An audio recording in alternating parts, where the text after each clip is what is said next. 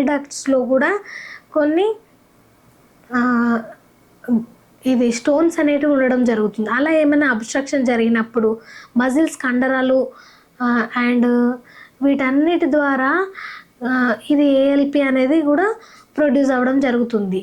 కాబట్టి ఇది ప్రతిదాని అంటే ఒకటనే కాదు, ఏఎల్పి లివర్ ఫంక్షన్ టెస్ట్లో ప్రాబ్లం ఉన్నంత మాత్రాన ఏఎల్పి హై వచ్చిందని అనుకోకుండా అండ్ ప్రెగ్నెన్సీలో కానీ బోన్స్ కూడా ఏఎల్పి అనేది ప్రొడ్యూస్ చేస్తాయి.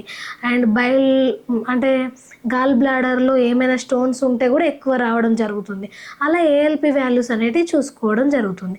అండ్ ఏఎస్టీ అని అంటే ఈ ఏఎస్టీ ఏం చేస్తుంది అంటే మన ఫుడ్ని ఎనర్జీగా మార్చి మనకు శక్తిని ఇవ్వడానికి ఈ ఏఎస్టీ అనేది యూజ్ అవుతుంది. అండ్ లివర్లో ఇది ప్రొడ్యూస్ అవ్వడం కూడా జరుగుతుంది. లివర్లో ప్రొడ్యూస్ అవుతుంది అండ్ మనకి ఎనర్జీ ఇవ్వడానికి ఈ ఏఎస్టీ అనేది యూజ్ అవుతుంది.